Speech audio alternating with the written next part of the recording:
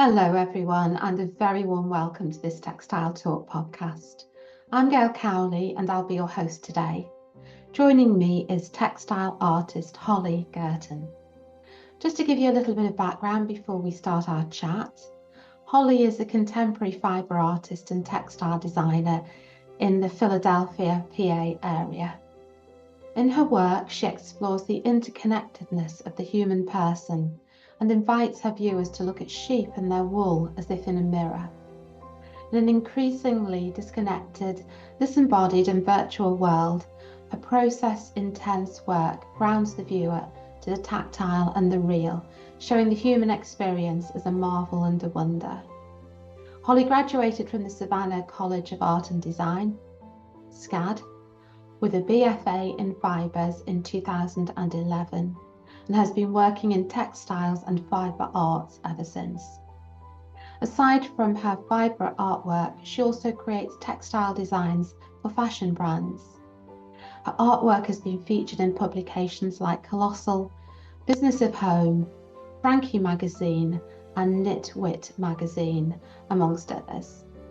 Her artwork has been displayed through SCAD's permanent collection in Atlanta, Savannah, Hong Kong, and France. In 2019, she collaborated with Anthropology for 2 collections, Fall and Holiday, inspired by her artworks. As a mother to 4 young sons, she explores themes of connection, passage of time, dignity of labour, and the human body and feminine tradition in textiles.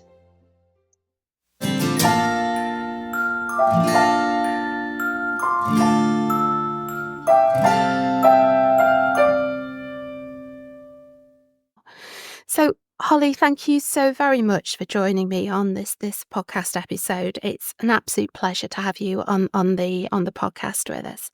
Yes, thank you so much for having me.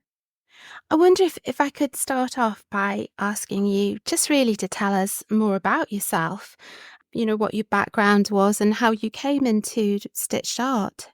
Sure. So I am a fiber artist. I'm in the Philadelphia area in America, and I work mostly with felt, crochet, and embroidery, but almost exclusively with wool. And I went to the Savannah College of Art and Design, and I studied fiber arts there.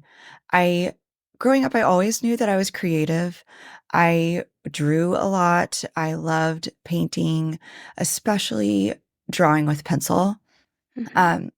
So I knew that I wanted to go to art school, and I was very career oriented. And I loved the Savannah College of Art and Design, or SCAD.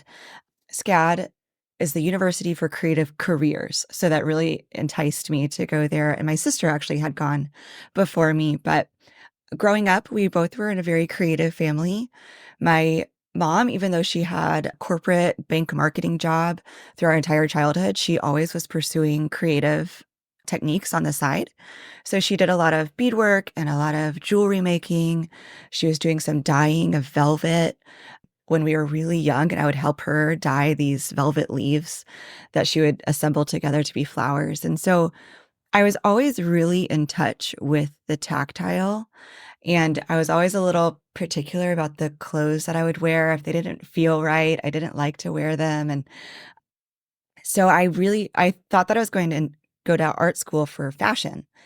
I was very passionate about clothes and the aesthetics behind clothes and how it could be an expression of self. But freshman year, I walked into the fiber arts building at SCAD, and it was immediately this feeling of being home, where I could not deny the fact that I belonged there. And once I entered into the curriculum and started to learn all the different processes, there was no turning back. I just dove head first and enjoyed every little bit that I got. And so because fiber arts is such a exciting major, the first, the foundation class within the major always got filled up by film students or graphic design students wanting to just do a fun class on the side. So funnily enough, I didn't get into the fibers foundation class first. My first class within the fibers department was bead embroidery. And so that was such an interesting way for me to be introduced to the whole field of fiber arts. But I really think that all of my work building upon bead embroidery helped me learn how to sculpt and build and create such like a tactile texture. So I really loved bead embroidery, which then led me into crochet, which then led me into embroidery, of course, and wool. And things really hit the ground running when I experienced wool for the first time. Mm. And again, there's been no turning back. I just have gone headfirst into it. What do you think it is about wool that you find particularly attractive? So before I came into fiber arts, I thought that that sheep were essentially lemmings. I thought they were just these useless, stupid creatures who would essentially just run off a cliff without a shepherd to guide them into the right place. I thought they would run into the mouths of wolves. I thought that they were really just silly creatures. And Mm. I'm not alone, because think of phrases like following like sheep, sheep led to the slaughter, even wake up sheeple, that sheep are kind of pictured as these useless kind of creatures.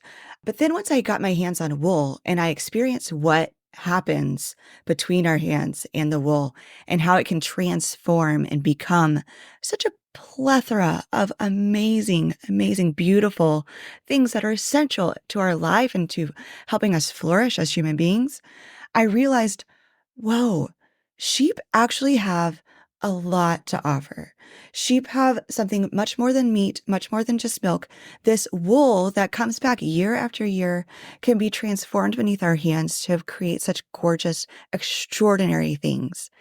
Then, after I realized that, with the symbolism behind us, centuries upon centuries of symbolism that liken sheep to people, I was realizing that my understanding of humanity really was changing with my understanding of sheep. I was thinking before that we as people, we kind of just always mess up. We always are struggling through life, and that this kind of material world that we're in, the bodily form that we're in, is really just like a hindrance to our own flourishing. But once I saw that sheep and their wool had so much to offer, I realized that our body, especially in connection to the wool, our body has so much to offer. This material world, this body that we're in, has worth, it has dignity, and it has a lot of beauty to give. And so that is really the essence of all of my artwork. It all flows out of that. And I'm continuing to really process that because it's a pretty large mind shift. It's quite a large concept, isn't Yes, it? Yeah, yes. it really is. Mm. So that behind that too, there's also these incredible qualities of wool. The amount of qualities of wool that are really interesting is staggering. It's an insulator. It's a natural humidifier. It's fire retardant. It's water resistant. It's something called hydrophilic and hygroscopic, which means it can absorb up to 35% of its weight. And the natural lanolin that is released from the sheep can repel water. It's mold resistant. It's sound absorbent. It's strong. It's renewable. It's biodegradable. It's sustainable. The list goes on and on. And the really sad part about it is that right now, so many sheep farms end up burning their wool after the sheep are shorn, because the infrastructure and the demand for wool is just depleting on an exponential rate, because synthetics are really driving the textile market. So I'm really trying to use my artwork to help bring awareness to this beautiful material, what it has to offer, and the beauty that it has to show us about not only the material, but also our own lives. I noticed that you, looking through sort of your work, I noticed that you tend to stay very much with the natural colours. Is that a conscious decision, or is that just that you sort of subconsciously prefer that colour range? I'm really drawn right now to the natural colors of wool, because there is a diverse amount of there's white, tan, brown, black, gray, and within every shade of those available within just the sheep by themselves. And I really love to highlight that, because it highlights the diversity of sheep and the beauty of bringing new, or kind of intertwining the sheep breeds together to create this unified whole. Though I'm not afraid of color. I really am drawn right now. I'm doing a lot of white on white because I'm working a lot on surface design and Mhm. on the textural aspect. And I think that you can really focus on that and hone in on that when it's just one singular color. The focus of the artwork becomes the texture when there's just a singular color. And especially when it is white, it captures the light and the shadow really interestingly. Though I do want to start doing some more uses of the other shades of sheep breeds. And then someday I would love to work with especially naturally dyed wool. I get a little intimidated by natural dye. I loved it in school. I just don't have a dye kitchen to go and do that. And though there is one in Philadelphia that I would love to visit, it's called Modest Transitions, and they do a lot of natural dye. And I know I could go there and learn everything I need to know about it. But right now I'm just really focused in on the work that I can do here in my Yeah. studio. Yeah. Yeah. I'm just looking at one of your pieces, which is absolutely adorable. It's a three-dimensional lamb at the bottom of a piece of all naturally coloured, as far as I can tell. Mhm. How do you go about creating those 3D effects that we can see on the lamb? So those are needle felted. My works combine two different types of felting. There's wet felting, which creates the flat ground, and then needle felting, which creates the surface, the three-dimensional sculpture on top. And if you're not familiar with needle felting, or really I should start with wet felting, this is where I think wool, because you could see the extraordinary nature of wool through wet felting because it's an absolute marvel. I lay out the cleaned and combed wool fiber in still fibrous state. So it hasn't been spun or anything like that. It's just, I can't say raw wool because it's cleaned and combed, but roving or batting. Hmm. And then I lay it across the table and I drench it and saturate it with warm water.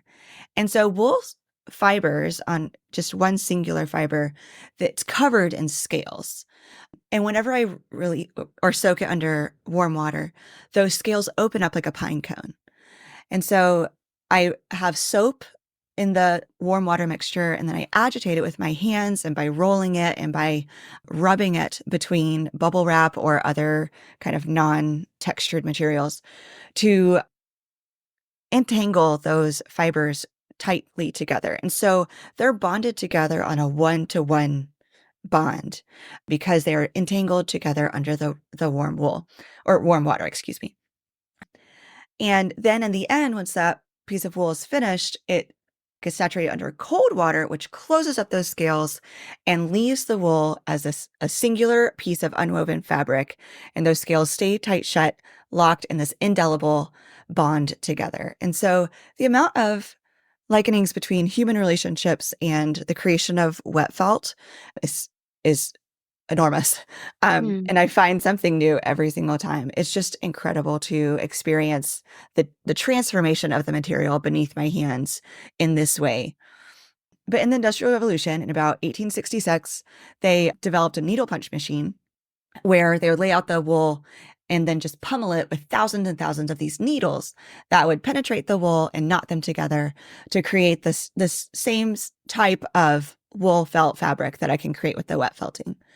But in the 1980s, a couple named David and Eleanor Stanwood they had a small felt producer company, and they took out one of those needles, brought it home, and started stabbing wool on their own. And they realized that they could create these dimensional shapes.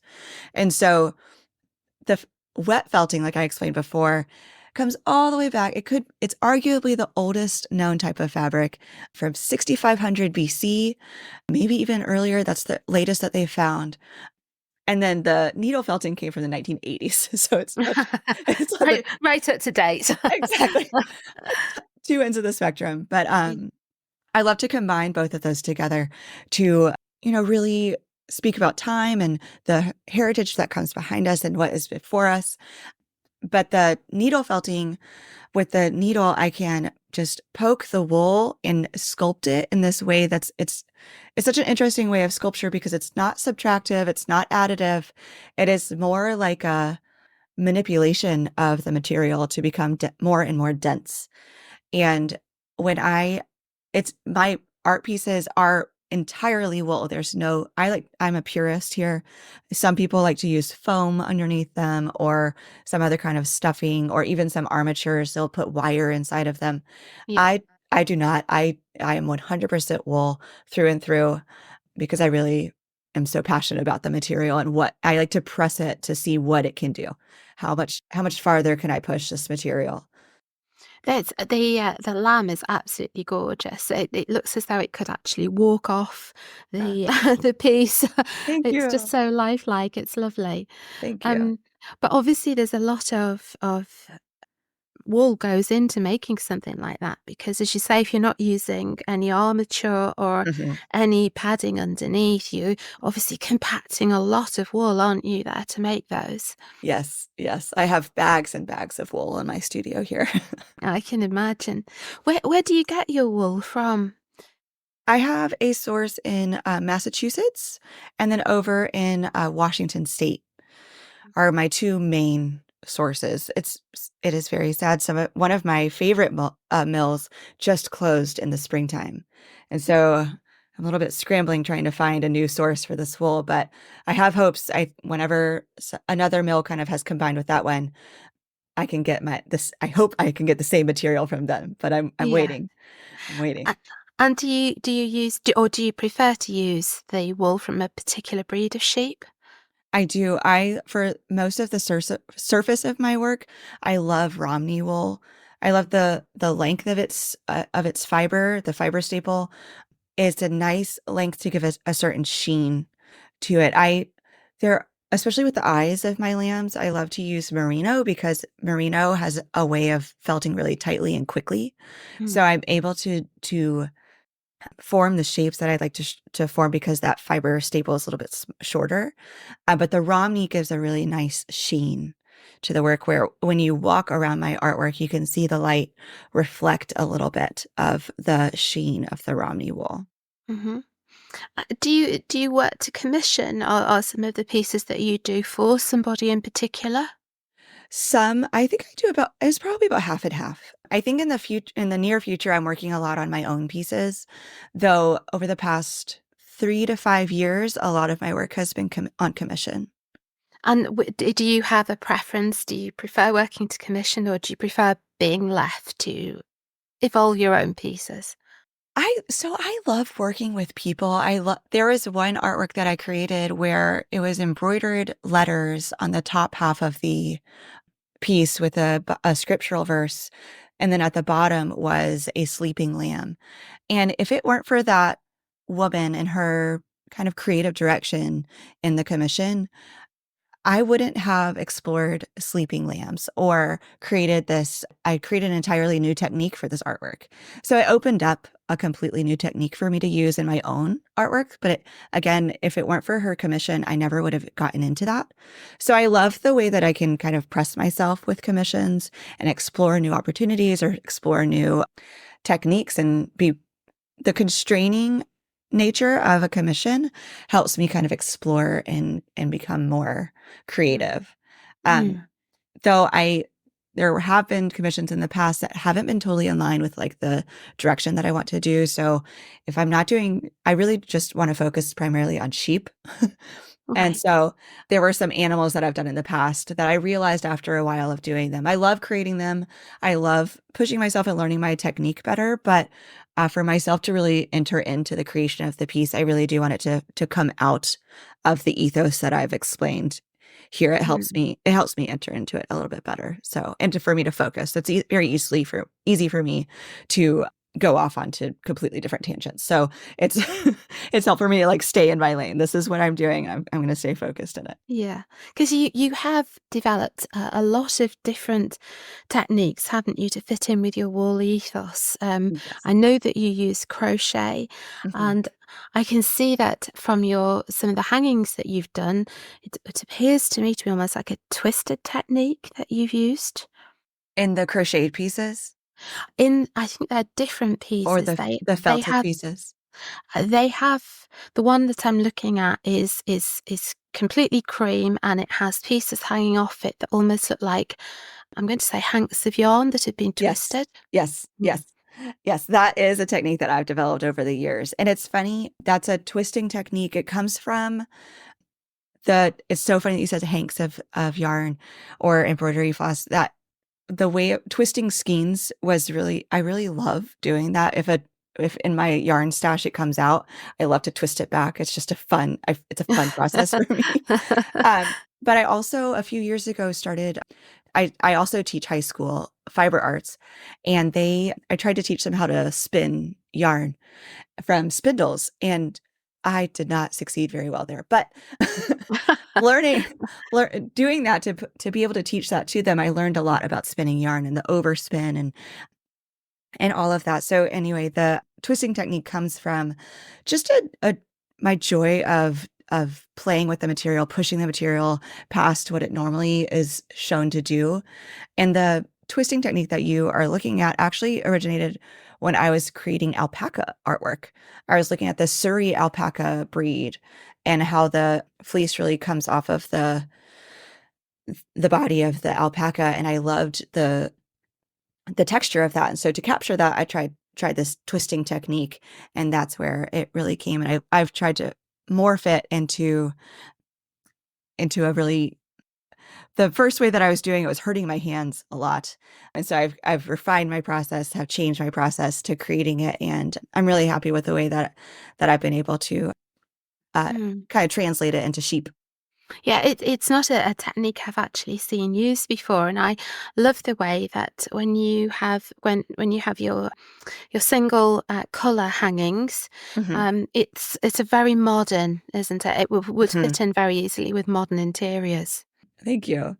Yes, I again, like with the combining the ancient techniques with the new techniques, I really do want to bring fiber art into today and into elevated spaces to really bring beauty into spaces to kind of I bring awareness to beauty. I really do want to just open people's eyes to textures and tactile, and to the way that what you surround yourself with can light up your life. I do love the technique. Mhm. Thank So the crochet pieces that you you. do, Mhm. they're a different technique again, aren't they? Mhm. Was there Mhm. something, was the connection the yarn, or was there something further that led you to crochet? Crochet with the I am drawn to crochet because of the way that I can sculpt with it. I love knitting, but I can't push it the way that I can with crochet. I think that my background in bead embroidery at the beginning of my fiber arts curriculum really helped me understand the analytics of crochet. Because I learned the peyote stitch and bead embroidery, I saw crochet as this way of like building bricks, laying bricks to create this surface or this sculptural surface. And so whenever I'm working on my crocheted pieces, I don't follow a pattern. Each singular sphere shape is its own little moment. So I let each one kind of inform, is this going to be a large one? Is this going to be a small one? Is this going to seem overstuffed, or is it going to be a little wrinkled? And I kind of just make it up as I go. And I love the organic quality of that, the connection that I have with the material, that it can speak to me and I can speak to it in this connection that's really interesting to me. But the overall technique that these crocheted wall hangings have began when I created a sheep when I was in college. The prompt was to combine two different looping techniques. So I created the legs and the face with knitting in the round, and then I created its body with this same crochet in the round process. And I liked when I was setting it all up, I had all of the elements on the table, and I loved so much what the fleece looked like on the table. And I realized then, oh, that could be its own artwork. And so then for my senior year, I created a series of 3 of these what I called sheepskins at the time. I created 3 of those, and one of which was very large and then was actually purchased by SCAD and sent to their campus in Lacoste, France. So having that support from the school really gave me the confidence to keep going. And so since then, I think I've made 12 or 13 of those crocheted wall hangings, all born out of this same little project from school. Yeah, that's great. Mhm. Do you sort of alter the colours if you're working to commission so that it fits into somebody's own decor? Yes, definitely. I've worked with interior designers who have sent me the tiles in the room or the carpet or the bedspread, so I can match the colors, but it's always a tonal artwork where it's not just one singular color, it's always kind of a variation throughout so that there's a lot of visual interest. Say, I know that you have a degree in fine arts. Mhm, It's obviously had a huge impact on your work, hasn't mhm. it? Oh, Just yes. from speaking to you, it's obviously fed through to the artist that you are today. Mhm, mhm.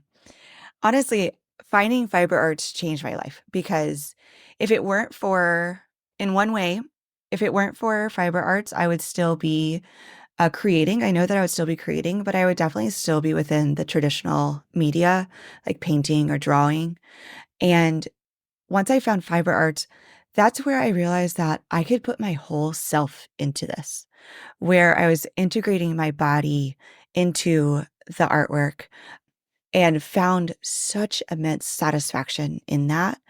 And I continued to expand on the themes that opened up my eyes in school that just really integrating beauty in my body and my spirit into these artworks really helps them glow with meaning and glow with purpose and glow with almost like a sanctification that is really, really special to me that I'm very grateful to have. I just happened to go into the fiber arts department one day during an open studio.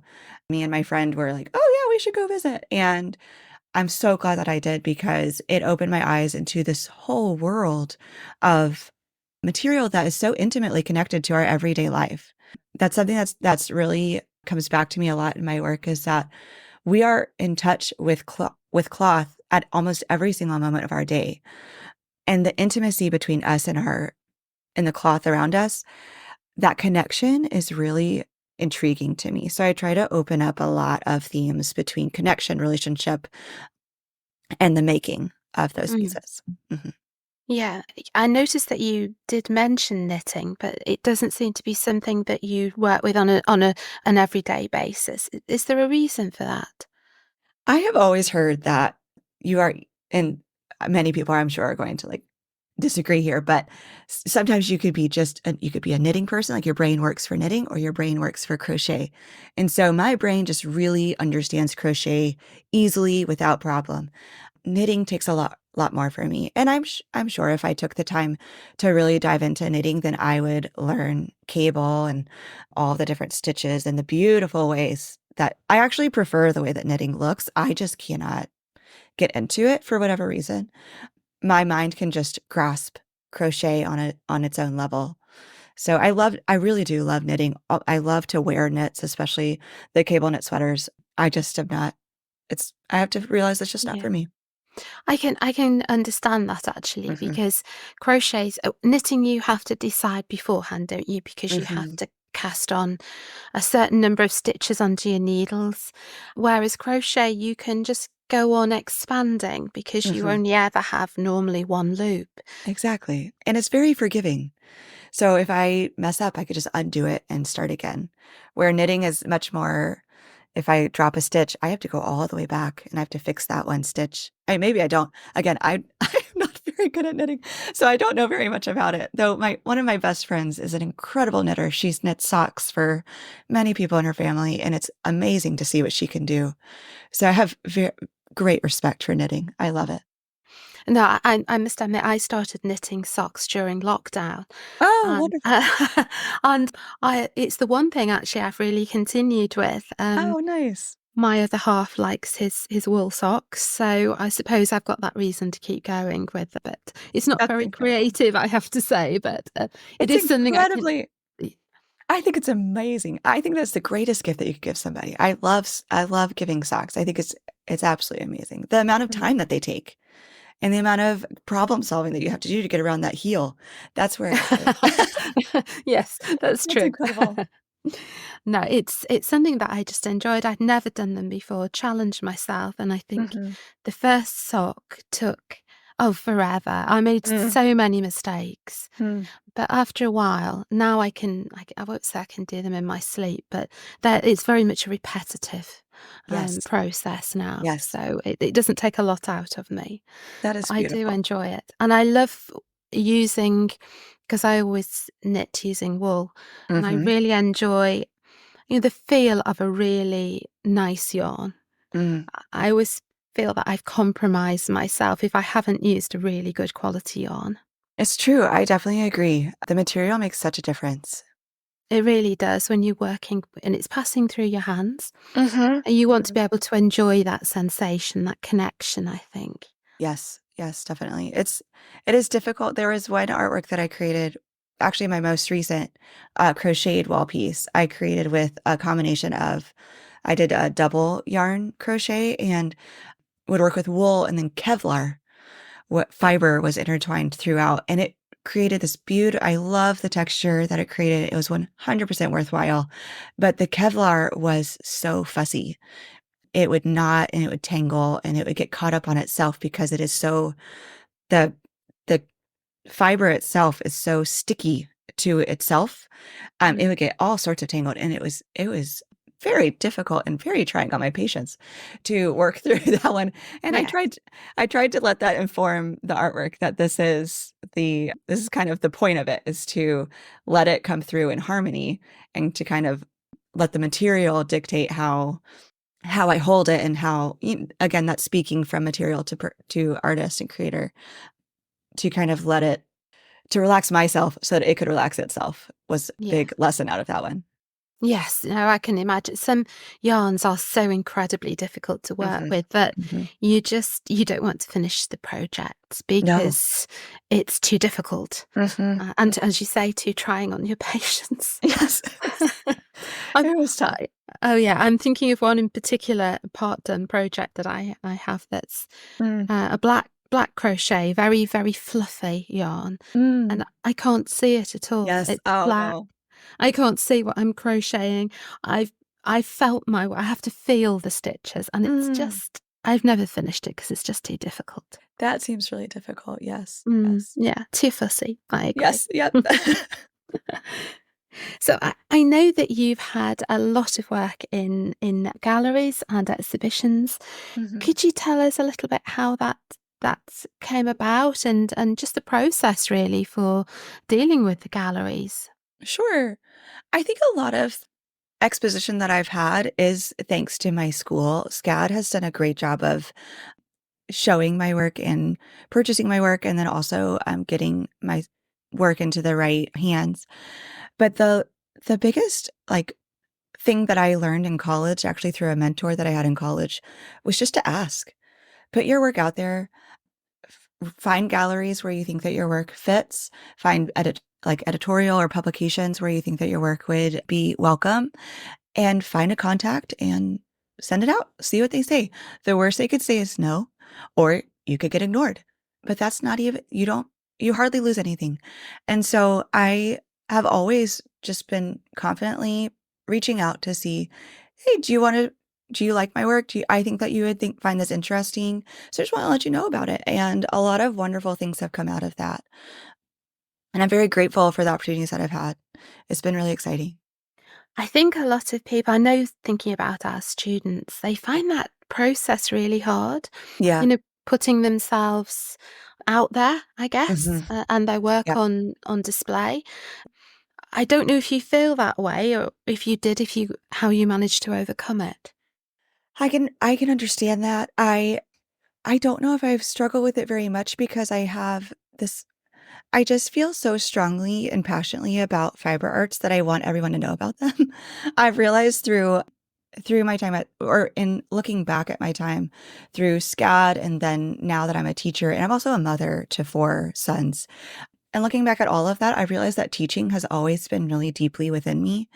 While I was in the SCAD building with all the other students, I would always be asking, like, what are you working on? Do you need help with anything? I love that. That's so great. And so really lifting other people up through their work and through my work and being able to share this for this community building. And so I try to view sharing my work as not like self. self-focused. I want other people to know about fiber arts and textile design and about the beauty that could be seen through the media that are not always seen in these places. And so I'm really passionate about that. And so I kind of feed off of that passion versus the kind of vulnerability of putting my own work out there. And also I've gotten many, many, many rejections. And I think the more rejections I get, the stronger I can make or I, the more rejections I get, I can feel more comfortable with getting them. But also every time that I put myself out there, I'm able to express myself in a more efficient way. And I think it was really within the past 3 years, I really unlocked the ethos that I've been talking about, where I could put it into words and put it into language. What I'm doing here. Why am I working with wool? Why am I drawn to these sheep so much? And why is it that I do what I do? And the only way that I was able to do that was through the practice of applying to open calls, reaching out to publications, and putting my work into word form. I think writing the artist statement and continually to revise and revise and revise that over the years, you can see the evolution of your work. And so to look at it as a learning process, but also in a way of just inviting others in. That's where my kind of disposition lies, is where it's not so much of putting myself out there, it's more of inviting others in. Mm. And as far as your business is concerned, would you say that you spend sort of half of your time teaching and half making? How does that split for you? Well, I teach once a week every Friday, and most of my curriculum has already been established because this is my third year teaching. And so I'm getting into the groove where I've taught most of these things before. And so there's not a lot of the back end work of building the curriculum or creating the projects. Now it's just kind of the work of in the classroom, making it happen. So I do set aside a day of course, for teaching. And then I essentially have 3-ish mornings a week where all of my children are at school and that I try to dedicate entirely to my studio practice. I should also say that I have a major third part of my business, which is freelance textile design for fashion brands. And so I create, the textile designs that they put onto their clothing. And so that is a major part of my business that I don't really share very much because it is, it's freelance. And so I'm working under other creative direction. But I love doing, I'm just fully immersed in the textile Mm. world. And I'm very grateful that I've had a really strong client for the past almost 10 years. So that's been great. And I focus that time, or the freelance work kind of comes and goes. Sometimes it's really busy. Sometimes it's not very much. And so I don't get a lot of warning between when projects come in, when projects leave. And so I'm always working around that as well. Those take first priority because they have a tight deadline. And so I get those done and then I go to my studio practice. But if I do find if I don't work with my hands on a regular basis, I get anxious. I am like hungry for working with my hands. If I don't have a project on the table, then I start mending my boys' clothes, or I'm starting embroidery, or I'm just doing something with my hands because it's a Yeah. necessary part of who I am. So when you do your fabric designs, are those done on computer or do you draw them, or how does that work? If the client asks for an original design, it is always done by hand first. I've done paintings for them. I've done block prints, which then I digitize, or there's one time I actually used like actual feathers and I created a design with feathers, which then I digitized. So all of my original designs are done by hand first and then digitized. But a lot of the work is taking other artists' work and then putting them into repeat or recoloring them or changing the size or, doing different things to make them in line with the rest of the prints in the collection. It must be a great thrill if you have obviously done the original design and you walk into a shop and you see the fabric for sale. It is incredible. It's a great feeling. And I bet. to see other people wearing them I want to run up to them and say, I designed that. I did that. I'm sure. How do you restrain yourself? I do. It depends on the situation, but most of the time I restrain myself. No, I imagine it must be a wonderful feeling. It's such a personal thing, isn't it? Mhm. And to see it out there that people have enjoyed it so much that they're wearing a piece of clothing, or that they're sort of buying it to make something out of it must be fantastic. Yes, Mm. it is very, very exciting. I really do love it. And obviously, as far as your business is concerned, I think one of the things that probably surprises everybody is the amount of time it takes to run a business, because it does take Mhm. time, doesn't it? Mhm. Yes, yes, it does. And I'm not great at it, but but it does take time. And now that my most of my or all of my children are at school, I'm actually able to put a little bit more time into the business parts of it, where before I would always do the bare minimum. And it's necessary to do that work. It is necessary to do the back end work. Though I think that I have always been, again, like, very career driven. And so the creating like, when I was in college, I loved creating my digital portfolio. I loved taking the photos of my work. I loved creating I did a handheld portfolio for interviews, but then I also had my website. I loved creating all of that. I always found graphic design very interesting. My sister is a graphic designer. And so all of that has been really exciting. And so while before I didn't have a lot of time to do it, I, you know, I would find time to do it to make sure that it got done. And it is, so I tried to make it exciting for me so that I could so that I could get it done.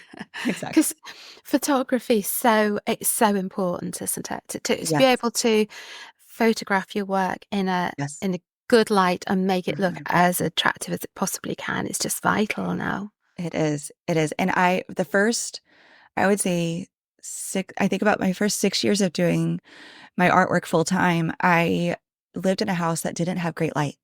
And it was so frustrating for me Mm. because finding a place to take the photos was extremely difficult. And I had kids in the house. And so working, trying to find a place where I could have the space and the light and everything to kind of line up perfectly to take the photos was very difficult to find. And so we have since moved, and I have this amazing front window that lets in this huge amount of light. And I can't tell you the difference it's made, not only in just the photos of my artwork, but just in my disposition. It's so nice to have sunlight as part of our daily experience here at home. It I'm makes such a big sure. difference. Yeah.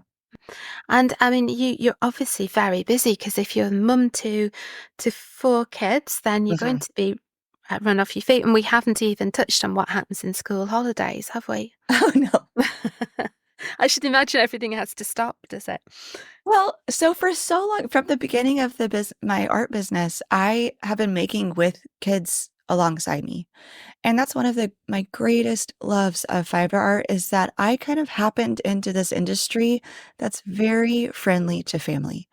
And so I'm very grateful for that, because I wasn't working with oil paints. I wasn't working with, kiln or ceramics or something like that, where it would be dangerous or just completely incompatible with having children around. Textiles, everything is soft, everything is easy, everything is not easy. Everything is soft, everything is accessible to the children, where it was okay if they were next to me. It was okay if they were playing right next to me, or if I took it to the playground, or it's also very portable. There is a lot to fiber arts that made mothering the children very easy, Mm. to do the work with them at my side. Did you say they were all boys? They're all boys, yes. Yeah. So have you encouraged them to go to sort of explore textiles with you? Have they enjoyed it? Definitely. They love it, and they especially love felting. When I am wet felting, they often are either felting with me. My the largest piece or the piece that I just created, that's actually quite large, I had to have my son help me do it, because rolling it was too wide for me to be able to roll it. And so he was rolling one side and I was rolling the other, and we were in unison rolling together. And it was such a beautiful experience, because I remember back when he was 3 or 4 years old, I would be felting and he would be doing his own little felt next to me. And Oh. so from the beginning, I've always invited them into the creation of the textiles with me. And so I would, of course, like, adapt it to their development. But so they would be making a very, very small piece of felt in a very small little bucket of water, and they just would swish the wool around and see what happens, where I would be creating with all of the material that I have for the felting process over on the table next to them. But that's the beauty of textile arts, is that for generations and centuries before us, kids have been making textiles and have been participating in the creation of textiles for a long time. And so they're able to do it. And so I do invite them in, and they really do enjoy it. One of my sons particularly loves embroidery. And so I often have an embroidery hoop with thread ready for him. He just sewed buttons on for the first time. He really enjoys that. But yeah, so I always say that as long as you have the access to the tools, you can explore them as much as you want. You can follow the rules if you want with embroidery, or you can create your own stitches. Just do whatever makes you happy, as long as you're working with a material. I think that they really latch on and enjoy it. Would you like to see any of them go into textiles as a career? That would be phenomenal, but we will see. We will see what they do. They are extremely creative, and I love to see the outlets that they find for their creativity. Some of them are so fascinated by animals and nature and going outside and finding bugs and leaves and feathers or anything that they can really get their hands on, where others they would rather just sit and embroider, like I was saying, or play with Play-Doh and do something very small in their hands, or they're just very, very tactile people. And so I love to see them explore it, but I very much, again, just seeing what avenue are you going to next? What will delight you? And I just want them to have the freedom to explore without limits. I presume that they would have been quite small during the COVID pandemic and lockdown. That must have been very challenging. Were they having to take time off school because they couldn't go in? They did. At that time, our youngest was only in kindergarten. And so I'm very grateful that they didn't really know what they were missing with not going into a school and I mean, really at that age, they were really benefiting from being at home even more. So it was challenging for my practice. I don't remember exactly Mm. what I was working on at the time. I know that I continued to do the work that I needed to, like the artworks that I created, but I do know that I adapted the work that I did during that time. I likewise was struggling with the pandemic, and I found a lot of solace in the things that were in my immediate vicinity, like the rest of us. But so I actually during that time started a clothing line. I designed dresses for a little bit and Wow. I created two dress silhouettes, and then I created prints and patterns that could go on them and kind of just get those printed. And I worked with a production team in Savannah and then in El Salvador. And it was a wonderful experience. I really enjoyed it because, like we were saying before, to see people buy it and enjoy it and wear them in public, it's a really Mm. exciting thing. But I had to adapt away from doing my handheld work. I had to go a little bit more digital. So I was creating the artworks by hand, but digitizing them and then having them produced outside of the home for the first time. Mm. That's a whole different thing, isn't it? Suddenly that production is away from your immediate control. That must have been quite challenging. It was. I didn't know how challenging it would be to kind of release that, but I am not one to sew clothing. I'm not skilled enough with the sewing machine to be able to follow pattern and do all of that. And so I loved working with the teams and creating the dresses. It was like a family owned studio that both printed the fabric and sewed the fabric right within their neighborhood. It was an amazing time to work with them, but just the logistics of shipping and pricing and marketing for a clothing brand is entirely different than Yeah. art. And so it really solidified that that's not where I need to be. Where I need to be is in the handmade and in creating one of a kind artworks. But having the boys at home, that's what led me. I had to adapt what I was doing, and at the time that's what worked for me, and that's what was really feeding me. I loved building something that would touch people's immediate. They would be wearing it. That's such a tight connection, a deep connection between me and the consumer. And so I really loved that, but that was the way that I kind of adapted Yeah. during the Yeah. pandemic. It always interests me when I speak to people about that time.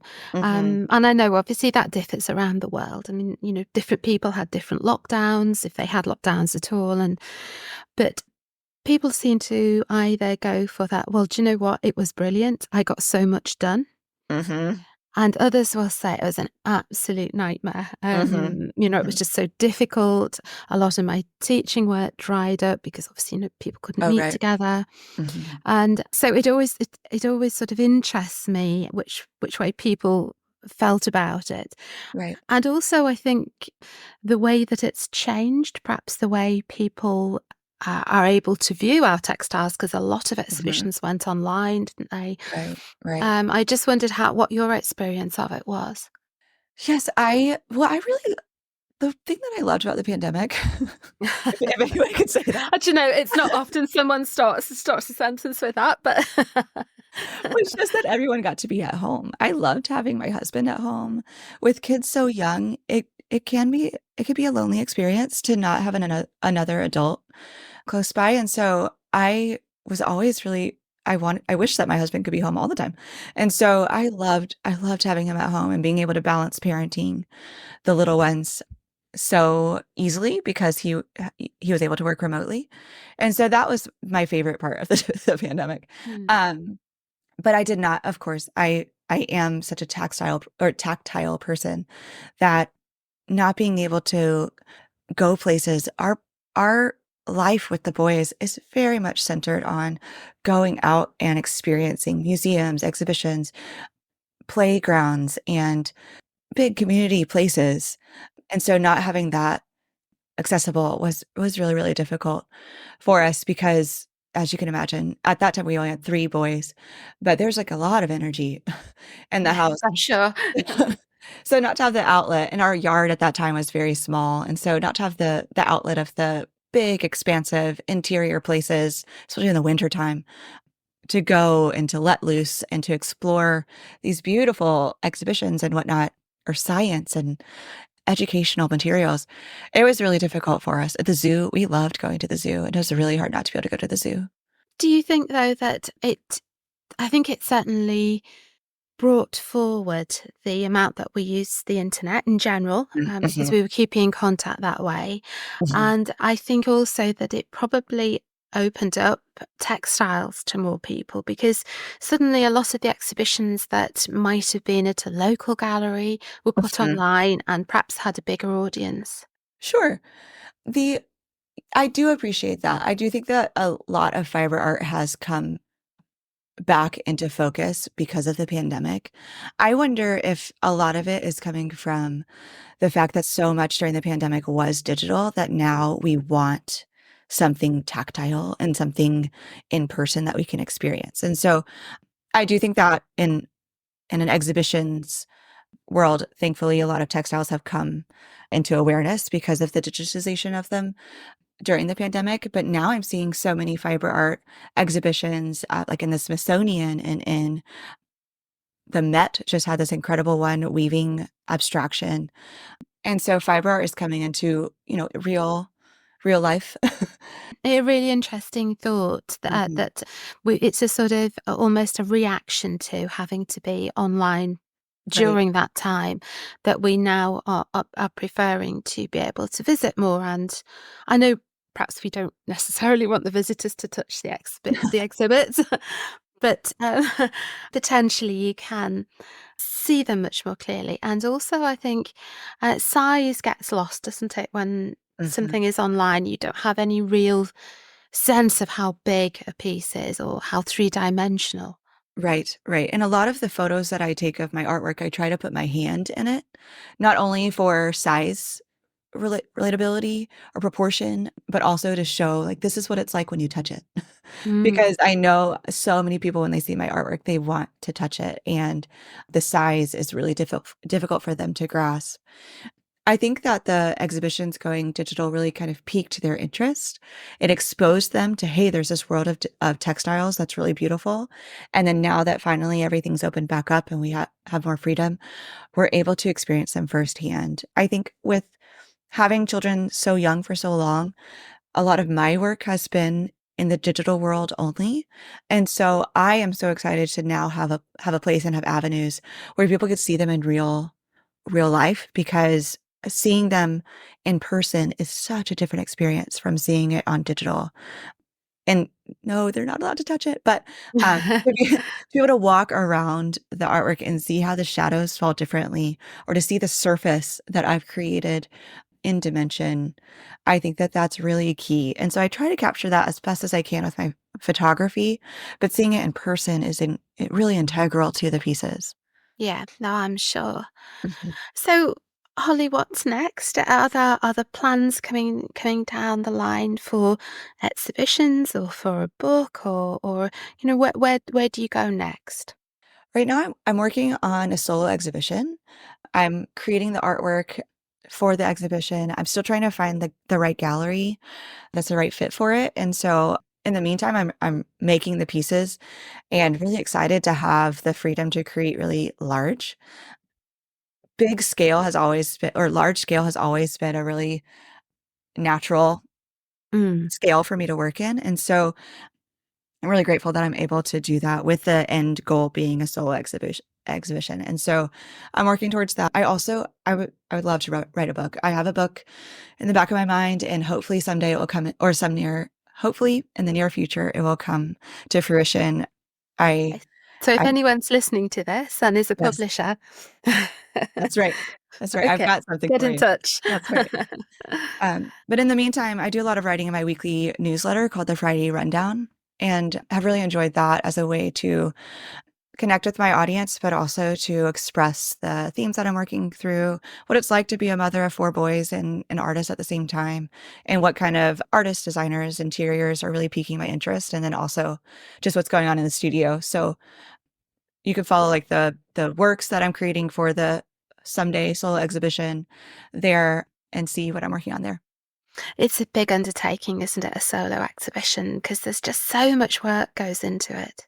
It is. I, for the longest time, have felt like I have I have so many ideas, and so often will get very frustrated that I can't get them all out at one time. And so the amount of time that it takes for me to create my artwork, I'm always wrestling with it, but also honoring it, because the time is really important, that to acknowledge that they do take a lot of time, and to let that work my patience, and to breathe life into the themes that I'm pulling out. But the work that they go into, I'm excited for, because I'm so excited to finally get these things out there, to express these things that I really have been wanting to express for a long time. And so it's very, very exhilarating. It's very exciting to start working on them. And I know that you said that you haven't actually got a gallery in mind, but how do you go about choosing a gallery that's right for them? It has proven to be difficult, but I'm looking for a gallery that, is friendly to textiles, because not all galleries are. Um, No.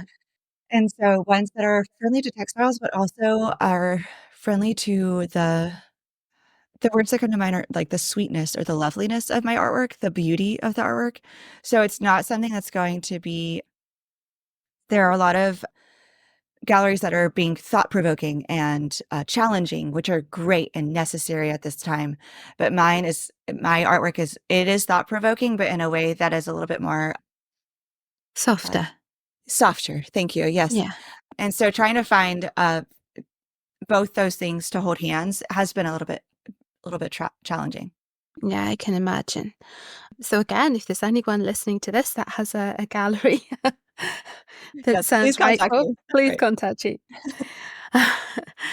Holly, it's been an absolute pleasure talking to you. Thank you so much for sharing with us today. It really has been great hearing more about you and also about your work. Thank you so much for having me. This has been a joy. Thank you.